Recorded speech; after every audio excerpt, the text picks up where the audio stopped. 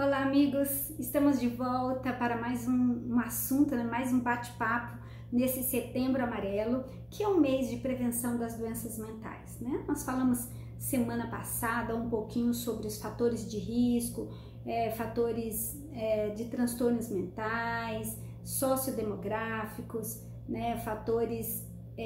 Outros tipos de fatores psicossociais também que interferem aí, né, que são fatores de risco para as tentativas de suicídio e também para o suicídio em si. Mas então, o que eu quero falar para você é quais são os dois maiores fatores de riscos, né? Resumindo tudo, né? Se você não assistiu a live anterior e vai começar a assistir daqui para frente, depois você volta e assiste a primeira, mas resumindo, história de tentativa de suicídio e transtornos mentais. Então, o indivíduo que tem um histórico de tentativa de suicídio anterior e um indivíduo que tem algum transtorno mental. Então, este indivíduo, ele faz parte do fator de alto risco, né, para outra tentativa de suicídio ou para o suicídio em si. Então, hoje nós não vamos falar dos fatores de risco, porque já falamos. Você pode assistir a live anterior, mas compartilhe com as pessoas que você gosta, que você ama, com os jovens, principalmente pais ou responsáveis de pessoas entre 15 e 29 anos, que é um grupo de grande risco, homens, né, pessoas com mais de 70 anos, 75 anos, então esteja atento. Mas hoje nós vamos falar um pouquinho sobre os fatores de proteção. Quais são os fatores de proteção contra o suicídio? Então, o que nos protege, né, contra o suicídio? Primeiro, personalidade e estilo cognitivo. Então, como que isso pode interferir? Indivíduos que têm flexibilidade cognitiva. Então, indivíduos que conseguem se adaptar mais facilmente a mudanças, novos ambientes, situações diferentes. Então, isso é importante, né? O indivíduo conseguir, digamos assim, pensar diferente. Eu sou desse jeito, mas posso mudar. Eu posso me ajustar a essa mudança. Eu acho que é benéfico. Então, esses indivíduos, e esse fator, ele é protetivo, né? Ele é protetivo. Porque o indivíduo pensa assim, não tá dando certo, mas eu posso fazer de outro jeito. Ele não vai querer morrer, entende? Ele vai tentar outra forma. Disposição para aconselhar-se, né, em casos de decisões importantes. Então, isso é um fator protetivo também. Então, o indivíduo está muito angustiado com uma coisa, mas ele tem facilidade de buscar ajuda, de se aconselhar. Então, isso é um fator que protege ele, né, de cometer o suicídio, porque ele vai ouvir um conselho, ele vai ver que existem outras possibilidades e não a morte como a única possibilidade para resolver o problema dele. Disposição de buscar ajuda, então esse indivíduo ele gosta de pedir ajuda, ele tem mais facilidade de pedir ajuda do que outro. Ele tem uma abertura para experiência de outras pessoas, então ele tem mais abertura para aprender com a experiência do outro. Ele começa, legal isso que o outro fez, né? Eu tô com um problema parecido com o do fulano e ele resolveu desse jeito, então eu vou tentar. Então, essa abertura para experimentar, para aprender algo novo com os outros, isso protege o indivíduo de suicídio. Habilidade de se comunicar. É óbvio que se o indivíduo, ele até quer falar com alguém, mas ele não consegue falar, ele não consegue se abrir, ele não consegue verbalizar o que ele está sentindo, então ele vai ter mais dificuldade. Então, capacidade também de uma boa avaliação da realidade, isso é um fator protetivo. O que seria isso? É aquele indivíduo que olha e vê, estou ganhando pouco de verdade, ou então estou ganhando mais, ou então ele consegue ler a realidade, né? Ele consegue ver mais, consegue descrever de uma forma mais autêntica aquilo que ele está vivendo. Por quê? Um dos fatores que contribui para o suicídio, para a tentativa de suicídio, são aqueles indivíduos que eles fazem uma leitura errada da realidade. Eu não presto para nada, eu não sirvo para nada, ninguém gosta de mim, né? Eu sou um inútil, se eu morrer ninguém vai sentir falta. Então, se o indivíduo, será que ele não vai sentir, ninguém vai sentir falta dele? Mentira, claro que vai sentir. Eu não sirvo para nada? Com certeza ele serve para alguma coisa. Ah, eu sou um estorvo. Não, para algumas pessoas você é importante, indispensável, entende? Então ele não faz uma leitura real, né, da realidade, de uma forma assertiva, ele faz sempre de uma forma negativa. Habilidade para solucionar problemas de vida, né, da vida. Então o indivíduo que tem mais habilidade para solucionar os problemas, eu tenho que resolver tal coisa, não consigo, não, tento de um jeito, tento de outro, tento de outro. Então o indivíduo que tenta, né, que ele tem mais, digamos assim, jogo de cintura, né, para tentar resolver os problemas, isso é um fator protetivo contra o suicídio. Confiança em si e na situação atual. É aquele indivíduo que olha para si e fala assim, não, eu não consegui agora, mas eu vou conseguir depois. Vai dar certo depois. Então, esse indivíduo, esse é um fator de proteção, né? A estrutura familiar também, ela é muito importante. Lembra que nós falamos que um dos fatores que contribui, um fator de risco, é uma família totalmente conturbada, uma família barulhenta, uma família briguenta, uma família em conflito, constante conflito.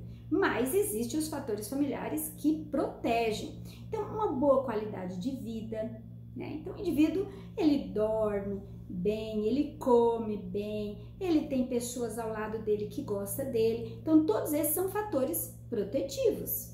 Né? Um bom relacionamento interpessoal, isto é, ele consegue se comunicar com os outros, consegue falar com os outros, quer dizer, ele tem amigos, né? Ele tem uma rede de apoio, né? Ou com colegas de trabalho, por que não? Né? Então, um bom relacionamento com familiares. Então, assim, pessoas que vivem isoladas da família, que não têm amigos, pessoas na questão familiar. Então, ele tem um familiar, mas ele nunca fala com o familiar. Ele não liga, ele não come com esse familiar, chega a datas importantes, ele não vê esse familiar, nem conversa com ele, isso é um fator de risco. Agora, um fator protetor, vivo bem com a família, me relaciono bem, comemoro datas com a minha família, eu tenho um apoio dessa família, isso é um fator protetivo, né? Eu tenho um senso de responsabilidade familiar. Como assim? Isso protege de que forma? Claro, se eu tenho pessoas que eu tenho que cuidar, isso me protege do suicídio. Como que eu vou pensar em me matar? Eu não tenho nem tempo para isso. Tenho que fazer comida, tenho que lavar roupa, tenho que passar roupa, tenho que cozinhar, tenho que cuidar de filho, mandar filho para a escola, tenho que cuidar do marido, entendeu? Então assim, não dá tempo, entende? Ele tem responsabilidades familiares. Para um indivíduo que mora sozinho, ele é um risco muito grande. Ele corre mais risco do que uma pessoa que vive em família, em sociedade, né? A presença de crianças em casa. Aí você fala assim, como que isso pode proteger alguém do suicídio? De jeito nenhum, a mãe fica descabelada, né? Não, gente, quando uma pessoa tem uma criança em casa, as crianças, elas são fatores distratores, a gente diria, eu posso dizer. É como se fosse dizer, elas nos distraem, elas nos ocupam, elas preenchem a nossa vida com uma série de coisas, né? Então assim, você tá com uma criança aqui, ela, tia, mãe, né, ô pai, não sei o que, o tempo inteiro pedindo, ocupando, eu quero isso, eu quero aquilo, vamos fazer tal coisa. Então assim, você acaba se ocupando em demasia desta criança pequena e aí você acaba não ficando pensando muito em você. Quando você tem um tempo para você tá tão cansada que você se curte, né, e acaba não tendo pensamentos tão negativos, né? Pais atenciosos e presentes também é um fator familiar protetivo. Então, se você tem um pai, uma mãe que vai lá no seu quarto e fala, e aí, filho, como você tá? Aí você, eu quero morrer, não sei o que, eu não gosto, eu não tenho amigos, a namorada terminou comigo, não sei o que. Então, se você tem um pai protetor, aí você vai lá, esse pai conversa com você, filho, é assim mesmo, né? Quando eu era jovem, eu também tive uma namorada e aí ela terminou comigo, eu pensei que eu ia morrer, mas não, eu gostei, comecei a gostar de outra pessoa e depois de outra, depois me casei com a sua mãe, entendeu? Então, assim, esse acolhimento paterno e materno faz muita diferença, né, para um jovem de 15 a 29 anos, que é a faixa etária com maior risco, né, de suicídio. Então, apoio familiar em situação de necessidade. Então, quando você faz parte de uma família em que os membros dizem, não, eu tô aqui, precisando de alguma coisa, é só falar comigo, pode deixar que nós vamos te ajudar. Né? Então, ele não tem, ele fez uma dívida, ou ele está devendo para alguém, né? Ele se envolveu numa confusão lá e ele está precisando de um apoio, aí essa família vai lá, apoia, tá precisando de dinheiro, ajuda, tá precisando mudar, tá precisando de um ajuste na escola, entendeu? Esse apoio familiar é um fator protetor. Então, além da questão que nós falamos aqui da família como um fator protetor, né, também a parte cognitiva, né, o jeito como eu vejo as coisas, como eu encaro as coisas, existem outros fatores protetores que são socioculturais. Nós falamos dos fatores sociodemográficos que prejudicam, agora nós vamos falar dos fatores socioculturais que protegem o indivíduo. Então, por exemplo, está empregado, né? Então o indivíduo está empregado, ele passa o dia inteiro preocupado com o trabalho, eu tenho que bater essa meta, eu tenho que fazer esse relatório, eu tenho que entregar isso aqui, eu tenho que preparar isso aqui para o meu chefe, eu tenho subordinados, né, ou eu tenho superiores, né, que tem uma demanda de trabalho grande, então não fico muito, digamos assim, voltado para o meu umbigo, para mim mesmo. Eu acabo me ocupando de outras coisas. Eu tenho um salário no final do mês, esse salário me ajuda a pagar todas as contas, a cumprir com as minhas responsabilidades financeiras. Isso traz mais calma, né? Tranquilidade para o indivíduo, traz paz e esperança, né? Rede social também. Então, as redes sociais, indivíduos que estão em redes sociais que trazem um apoio emocional para ele, né? Isso é um fator importante, né? Disponibilidade de acesso à saúde mental. Então, um fator sociodemográfico, sociocultural, né? Que ajuda, que protege o indivíduo do suicídio, é ele ter acesso à saúde mental. Então, eu não estou me sentindo bem, aí eu tenho um plano de saúde, por exemplo. Ou eu tenho um posto de saúde próximo da minha casa, vão me atender, eu tenho alguém da área mental que pode me acolher, né? Um profissional, e isso é bom. Né, eu tenho condições de pagar uma terapia, né, ou eu tenho acesso a um plano do governo ou alguma instituição que me oferece profissionais da área mental para me atender, e isso é um fator protetivo, né? A interação e bons relacionamentos em grupos sociais também. Então, assim, eu tenho amigos, eu tenho vizinhos, eu tenho colegas de trabalho, então tudo isso me protege. Por que me protege? Porque esses amigos, esses vizinhos, esses colegas vão perceber que você não está bem. E eles vão dizer, você não está bem? Está acontecendo alguma coisa com você? Estou achando você muito triste, estou achando você muito isolado, abatido. Está acontecendo algo? A gente pode te ajudar? Então esses amigos, eles são redes de apoio e acabam protegendo o indivíduo dos pensamentos suicidas e do comportamento também, né? Então, assim, ter uma prática religiosa também é um fator sociocultural que protege muito. Eu, como sou uma pessoa dessa área, eu sou uma pessoa religiosa, eu considero esse um fator indispensável para a saúde mental, para impedir que o indivíduo tente o suicídio. Então, ele frequentar uma comunidade religiosa, isso protege muito. Outro fator que protege é participar de um clube, né, de um esporte, de uma atividade sociocultural, de uma atividade, eu ando de bicicleta todo domingo, né? O seu colega lá de bike, ele vai, nossa, você não tá legal, eu percebo que você não tá bem, você tá doente. Então, percebe que esse ir fazer algo com alguém, ou praticar algum esporte junto, eu vou jogar bola sempre, ou eu sempre vou, brincar com alguém de alguma coisa, ou eu gosto de ver quadros, eu gosto de assistir alguma coisa juntos. Então, tudo isso são fatores protetivos, fatores que ajudam bastante, né?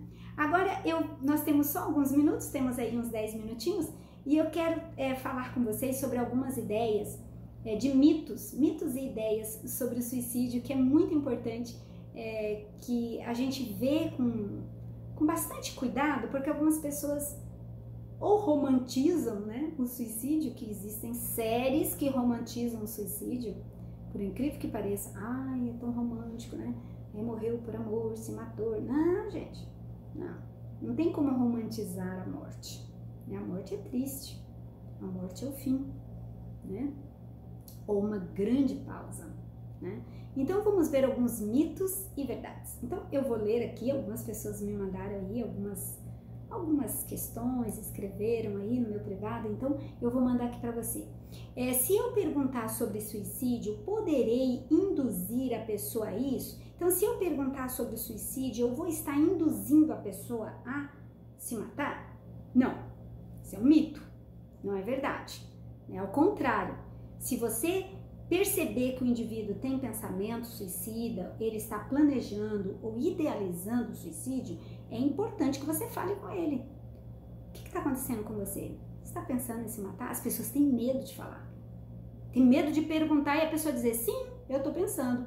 Não, gente, se ela falar, é bom que ela fale. Vai dar tempo para ela pensar, vai dar tempo para ela analisar a situação, né? Ela vai começar a pensar, o outro vai ajudar a pensar. Não, não é bem assim, né? Você está fazendo uma leitura errada. Né? Isso vai ajudar o indivíduo a se desestressar, aliviar essa tensão psíquica que ele está sofrendo. Outra coisa que é muito comum, né? Uma outra frase. Quem quer se matar não avisa. Mentira. Quem quer se matar, a maioria, 2/3 das pessoas que tentam se matar, isto é, grande maioria, elas avisam para familiares, conhecidos, colegas de escola, colegas de trabalho. Por exemplo, jovens que cometem suicídio, eles sempre avisam. Às vezes eles avisam até para o professor, só que o professor não percebe. Eles escrevem. Tem gente que, antes de cometer suicídio, eles fazem uma redação falando sobre o assunto.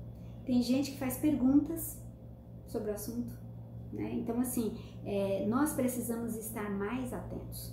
Quem quer se matar não avisa? Avisa sim. A maioria das pessoas que tentam suicídio avisam que vão tentar. Quem quer se matar, se mata mesmo? Quer dizer, quem quer se matar, se mata mesmo. Essa é uma ideia, assim, esquisita, né? Mas muitas pessoas que querem se matar, elas não se matam de verdade, né? Tudo depende do risco, do manejo, né? Como que nós vamos lidar com essas pessoas? Então, muitas pessoas que querem se matar, elas tentam uma vez, tentam outra, acaba realmente ela está determinada a tirar a própria vida. Mas é verdade que muitas pessoas que tentam, que querem se matar, elas, na verdade, estão tão angustiadas que se você se apresentar para ela como um porto seguro, como um ombro amigo, né, como alguém que está ali pronto a ouvi-la, ela muda de ideia, né, porque a morte não é a primeira opção dela. Na verdade, ela quer viver, né? O suicídio é um ato de covardia ou de coragem. Então, é complicado falar isso, né? Mas assim, na verdade, para tentar o suicídio, o indivíduo tem que ter, para se suicidar, o indivíduo tem que ter muita coragem, né? Ele tem que ter coragem, assim, ele tem que ter força, né? Ele tem que ter energia para tirar a própria vida. O indivíduo que está em depressão muito profunda, muito abatido, muito assim, sem energia nenhuma, ele não consegue nem cometer suicídio. Ele vai cometer suicídio quando ele estiver melhorando, quando ele tiver uma pequena melhora, aí às vezes ele tenta suicídio. Então é importante essa questão aí de coragem e covardia. Ele foi covarde, tirou a vida. Não, gente. Ele foi corajoso em tentar fazer algo que ele achava que era a única solução para a angústia que ele estava sentindo, né? O suicídio é sempre hereditário? Não. Nem todos os suicídios são hereditários. Pode ser que o indivíduo seja o primeiro na família, né? Então, assim, outra coisa, se na minha família alguém cometeu um suicídio, então com certeza outro familiar vai cometer o suicídio? Não. Mas é importante, é um grupo de risco. É um grupo de risco bem significativo, bem relevante. Então, na sua família, alguém cometeu suicídio? Então, fique atento a todos os membros da família, porque todos eles podem manifestar, principalmente se o indivíduo tiver uma depressão. Por exemplo, na família tem muitas pessoas com depressão. O risco é maior ainda, tá? O suicídio só acontece àqueles outros tipos de pessoas, não a nós. Então, assim, o suicídio acontece só com aqueles tipos de pessoas, não comigo. Não, qualquer indivíduo pode acontecer com qualquer pessoa, principalmente se o indivíduo estiver numa angústia muito grande. É claro que há pessoas mais vulneráveis, né? Tem estruturas de personalidade mais vulnerável, pessoas que têm algum tipo de transtorno mental, pessoas, lembra que eu falei os fatores de risco, pessoas que têm 1, 2, 3, 4, 5, 10 fatores de risco, todos. Então, é claro que essa pessoa é mais vulnerável, ela é mais suscetível à tentativa de suicídio, né? Agora pensar, não, isso nunca vai acontecer comigo, cuidado, né? Pode acontecer sim. Pode acontecer com você. Então, os suicídios, os indivíduos suicidas querem mesmo morrer ou estão decididos ou só eles querem morrer mesmo, eles só querem morrer ou eles vão se matar de verdade? Né? Então, existe sempre essa questão. Será que o indivíduo quer morrer mesmo? Ou ele só está fazendo isso para aparecer, né, para chamar atenção? Né? Não, gente, indivíduos suicidas, muitas pessoas falam, verbalizam, elas estão realmente decididas, angustiadas. Algo precisa mudar, né? Precisa mudar, alterar esse pensamento dele. As pessoas que falam sobre suicídio não falam mal a si próprias, pois querem apenas chamar a atenção. Então tem gente que pensa assim, né? Ele só está ameaçando, né? Ele não vai fazer nada disso. Não é verdade. O indivíduo que fala pode, de fato, tentar, né?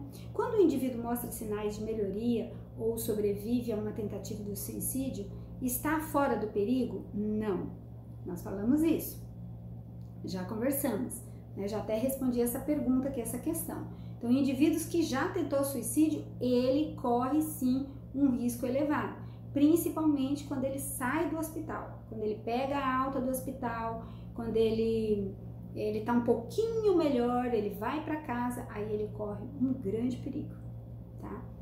Mas tem gente que fala, não, ele tá bem agora, vai para casa, deixa a pessoa sozinha, larga a pessoa sozinha lá, é um perigo, né? Não pode. Então, após uma pessoa tentar cometer suicídio uma vez, nunca voltará a tentar novamente? Não há essa segurança.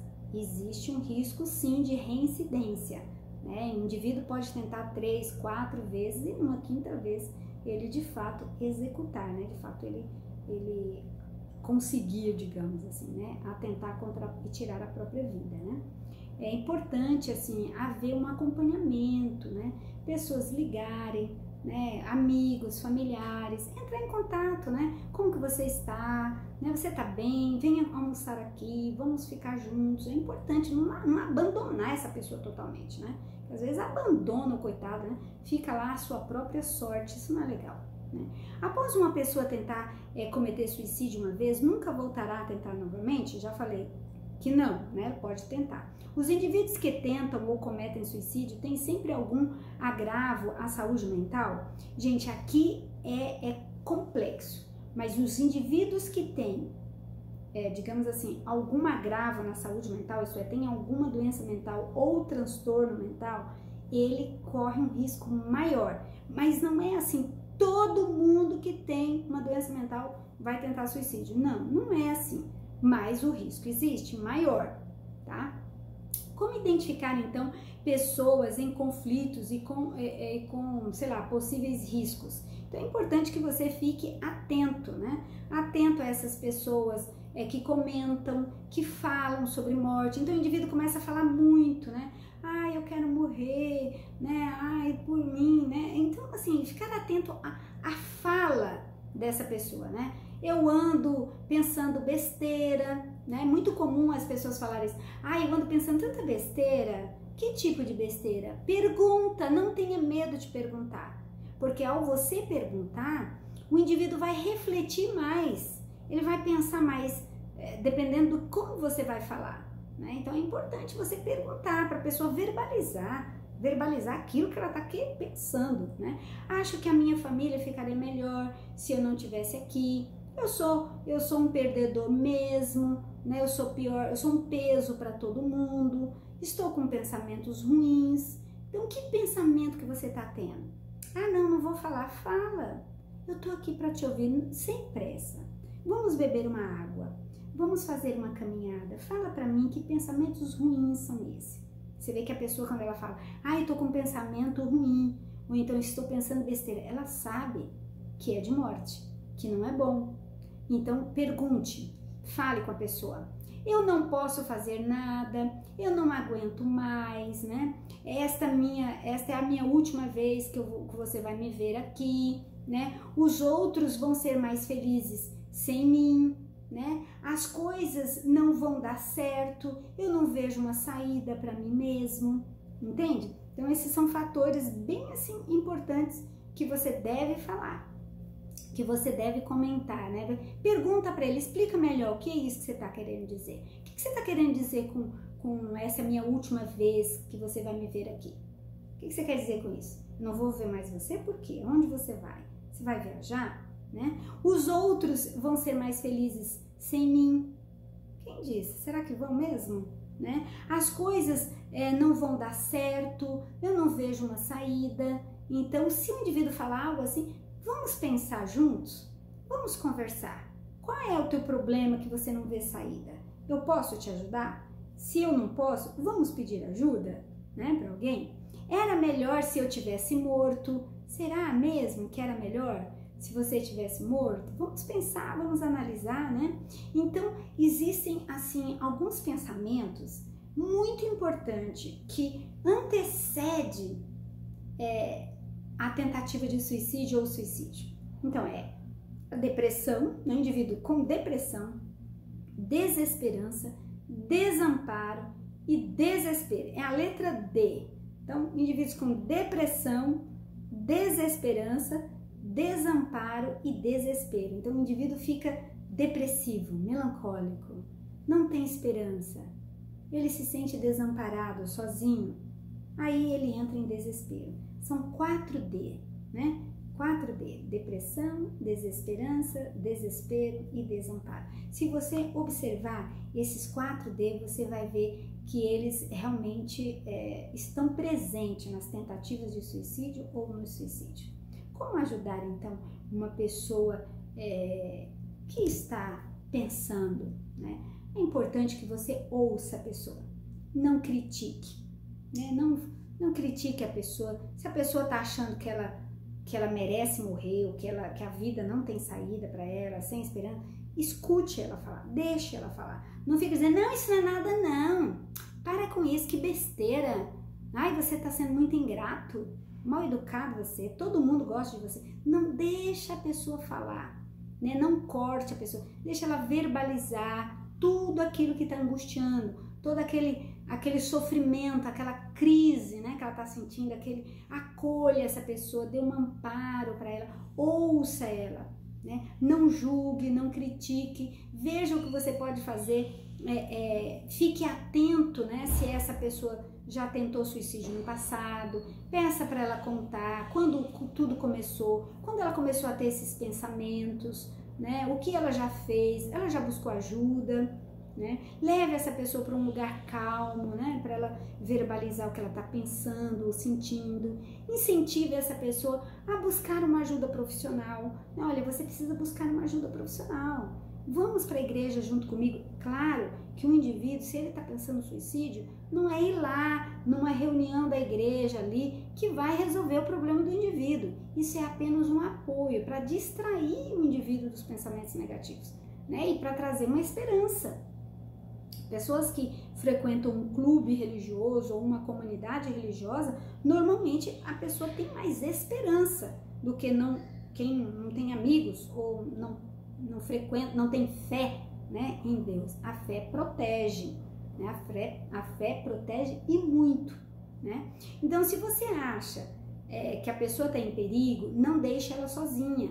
Retire de próximo dela todos os objetos pontiagudos, objetos cortantes, objetos assim, digamos, que possam causar um dano para ela. Cordas, facas, né? Não deixe essa pessoa abandonada, dias, sozinha, dormir só, né? Procure uma ajuda profissional na área da saúde, né? Avise, vá até um agente de saúde, entre em contato com alguém, né? Procure amigos, familiares, né? Fale que você está preocupado com ele ou com ela, fale que você vai estar ali disponível, que não é o fim, que você vai estar ali ao lado dela, né, para o que precisar, que você vai estar disponível, né? Como que você pode abordar? né? Então, assim, nós já estamos aqui no fim, né, do nosso momento, mas eu quero gravar mais uma live para vocês falando um pouquinho sobre como abordar esse assunto, né? O que fazer, o que não fazer, né, para atender alguém que está com pensamento suicida, tá bom? Espero por você. Até a próxima semana, né? Que Deus te abençoe, que Deus te proteja, que Deus te dê sabedoria, que Deus esteja ao seu lado, ao lado dessa pessoa que está angustiada, que está sofrendo, que não vê esperança, que está com desesperança, depressão, desamparo e desespero, né? Os 4 Ds, para que Deus te ilumine, para que Deus te ajude a tirar essa pessoa dessa situação tão angustiante e, quem sabe, trazer esperança para ela, né? Levar Jesus para ela, né? Ou orar por ela, né? E levá-la a algum profissional que possa ajudá-la a sair dessa situação.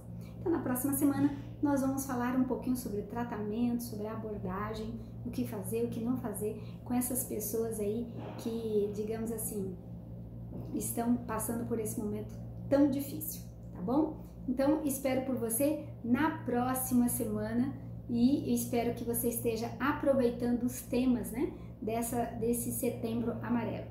Receba aí o meu abraço e até a próxima semana. Que Deus esteja com você cada dia, todo dia, até o dia em que Jesus voltar nas nuvens do céu para acabar com todo o sofrimento aqui deste mundo. Um abraço e até a próxima semana.